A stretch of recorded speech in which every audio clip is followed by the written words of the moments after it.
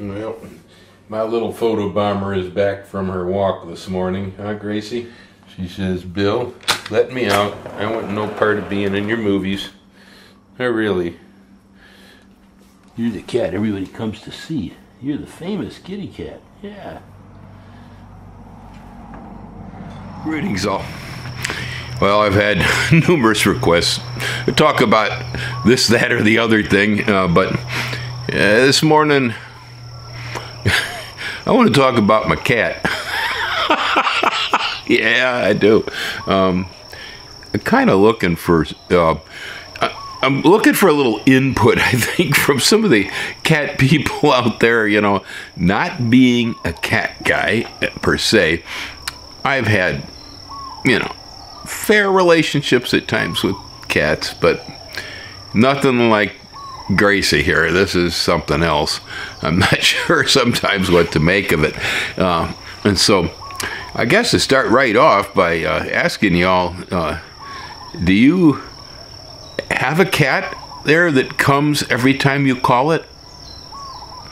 I've never had one before. Gracie's the first. Every time I call, Gracie shows up. I find it quite amazing. You know, does anybody else out there have a cat that continuously wants to follow around, doing and everything that I'm doing, everything Ellen's doing, even when Kevin's here working on stuff, you know, he comes to help us. She'll follow him around too. She likes Kevin. Yes, always hanging out with people. Now, she does have cat things, you know. She goes off hunting. And when she goes off hunting, she don't have anything to do with anybody. It's a cat thing. But then she switches and she comes back and she enters the people world and she just wants to be part of everything that happens here in the house and the family. You know, so many cats that I'm aware of have sort of, you know, this sort of aloof, bit removed, you know, and that's typical of cats. Not this one. I've never seen anything like it, honestly. And it's affected everything here at the house. Yes, because Gracie, when she came here, right off, it was clear that even though she'd probably experienced hardships, you know, she was bony when she arrived looking for food, so she'd been suffering, but yet she's got the brightest attitude of any cat I have ever seen. She is happy about everything. Yeah, it just radiates off of her. You know, tail straight up. Hey, what are we gonna do now? All the time. That, and then there is also this aspect of gratitude. That's all I can call it, because the cat displays constantly the fact that she is so happy she got here. She is so happy she found us. She's just, you know, tickled gray to be living here in the house, and, you know, for her to be part of this family. She really almost never complains about anything. It's very seldom. Everything's cool. Yeah, you know, I want to be around you guys. You know, it's like, I've never seen this before. Yeah, this attitude she has of joy for life, no matter, you know, whether there was pain or not, doesn't matter. She loves being alive. It's clear. She just loves being a cat. And then this thankfulness, gratitude towards us, and definitely affection for us. I mean, we give her affection. We give her food. All right. So, but she returns it. And, you know, most of the time when she comes to me looking for something, a lot of times there's nothing. She don't want any food. She's not looking for water. You know, she just wants me to say hello, pet her, say hi, Gracie, give her a good rub down. You know, that, and I've never had a cat that I could communicate with so well. Now, part of this is because I'm a creature of patterns and habits, very much so. Okay, Gracie is also a same creature of patterns and habits. It was one of the reasons when she first came here that I looked at her and I said, darn, that is no ordinary cat. She was always on the watch. Yeah, I mean, she wakes up same time every morning, gets me up every morning, same time, does just about everything on a clock. She's repetitious on a schedule that she has an internal clock that she follows, and then the patterns and that she uses around that. So it's very easy to determine a lot of times, what does Gracie want? Well, then she's got this gesture thing. I discovered it some time ago because it is very subtle, but she'll meow and then, well, points her nose up at the doorknob. She wants to go out. If she goes over and rubs on the food bag, means, Bill, my bowl's empty, you know. If it's none of the above, then it just means, love me. Give me a scratch. But the gestures are even deeper because they fall into the patterns. Okay, I get this pattern that 5:13 every morning, Gracie jumps up on the bed. She sits on my shoulder, and hi, Gracie, good morning, how you doing? And I don't usually want to roll out for a while, so goofy enough, she jumps over, sits on the end table, and actually looks at the digital clock. The cat can't read clocks. But this is what she does every morning until then she'll come back over and she'll go, okay, now it's time, and so every morning I'll kind of sit up and then she goes to that end of the bed over there and I'll put my arm out and she'll crawl inside there, and that's probably our big person-to-cat bonding every day, is that one moment there in the morning where I'll spend a couple of minutes talking to her and petting her, as I get up, she wakes up. Start the day right, kind of thing. Then I, grab my clothes. She jumps down. We go. I always take a turn into the boys' room, and then she waits at the door. And when I go out, this has become the moment that I pick her up. There has really had... Historically, this cat does not like to be picked up by people. Protested terribly. Ellen was the only one, by using cat treats and such, that got Gracie to be willing to be picked up by Ellen. Eventually, I could pick her up too, but only from the bathroom door to the morning food bowl. We'd talk a bit, and she'd look out the door. I go, oh, it's out there, and then she'd push against me and say, okay, now I'm going to eat. When you eat, yeah, sure. Let her down. Okay. But now I've realized that the cat, if she parks herself at a doorway, like either it's the bedroom or the bathroom, doesn't matter, it's a gesture that means, okay, Bill, I want to be picked up. I discovered it accidentally the other day when she's in that posture, and I lifted her and realized, wow, she's not trying to get away. After a while, she's usually struggling. Come on, let me down. But, yeah.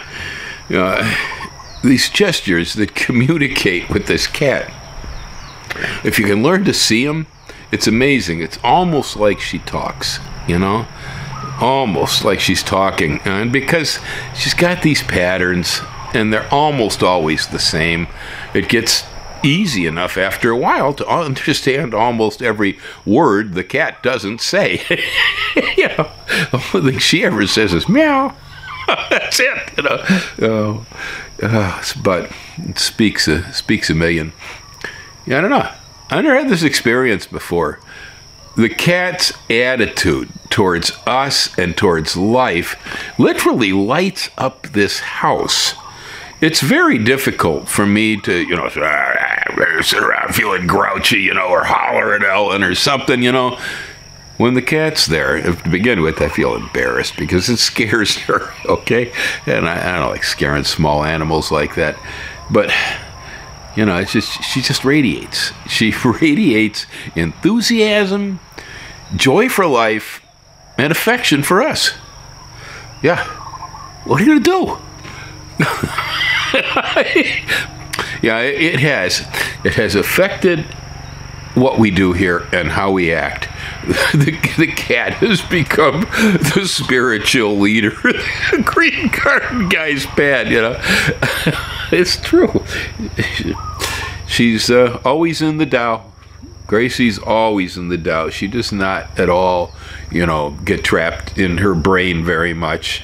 She knows what's real, and then she follows it. Yeah, so this morning, Gracie and I are sitting there together and watching the morning news. Well, psychopathic leader of Russia is, of course, lobbing missiles in on top of innocent civilians and destroying targets that, you know, are non-military, just creating complete destruction and havoc in a neighboring nation for no particular good reason whatsoever, except his own twisted thoughts. Well, Gracie, she looks up at me and she goes, "Bill, why is Putin killing all the mice in Ukraine? The cats will starve." But I could just feel her. "Why would he kill the mice?" she says. I said, "Yeah, well, Gracie, it's kind of hard to explain, you know, because people got this thing. They live in their minds. They don't live in the world like you do. You live in reality, you know. You chase mice, whack lizards, you know, dig holes and roll in the dust and all the stuff you guys do. But people are different. Every once in a while they get in touch with the world, but most of the time they're living in their head.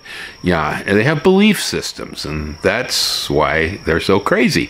They believe in political structures. They believe in power, domination, control. You know, they believe in national borders. They believe in imperialism and expansion. They also believe in religion and other things that are just simply not there. They're here, see, but yet the people think they're out there. Instead of here, they think it's external. And so they live in this, literally it's a movie that they create with their own thoughts and make a reality that has nothing to do with what actually is going on here on the planet, but because they believe it, it's going on. And Gracie goes, "But why does he kill all the mice?" I go, "Yeah, this is going to be hard for you to understand, isn't it? You know, I tried one more time, you know, and I tried to explain to her that, you know, we have problems with belief systems here, too. It's not just Putin killing mice, you know. In this country, we got all sorts of people that believe all kinds of nutty things, crazy stuff, and it's not actually going on out there, Gracie. It's in their heads." Yeah, I mean, I refer to most of it as socially acceptable mental illness because, you know, maybe if people use their religious beliefs like to do good, as Jesus had said, if they lived in that embodiment, maybe things wouldn't be so bad. But that isn't what they do. No, they take what they call the Word of God and use it as a sword. You know, it's like, you can't exist, you're gay, you can't be here, you know, blah, blah, blah, blah. You know, no, and then yeah, they go on into our politics and you'll see people clutching to horrible lies, terrible stuff. I mean, my God, the Lord Jesus Antichrist, these guys are supporting this dude. That's all for power and control. They believe in their political system, and they're not willing to see anything that's real outside of it. They're stuck in the beliefs. And I try to explain to it, that's why belief systems are so dangerous. We, as people, we venerate them. We think they're real, and we even think we need them. Well, unfortunately, we don't, and it warps most of our thinking so that we do really stupid and terrible things. She says, "But Bill, why is Putin killing all the mice?" Just, she can't grasp this, you know. She's incapable of understanding how humans can be so psychopathic, so warped out of shape, and basically a large percentage of us really mentally ill, but society accepts our mental illness. You know, we believe in war, we believe in hatred, we believe in the enemy, we believe in evil and good, white and black. This is all hocus pocus, girl. I mean, okay, but you know, people are always telling the cats that you guys are smarter than us. That's why we come to you for help. You know, Bill, you seem like you might have been smart enough to feed me when I was starving, but why does Putin kill all the mice? Aloha.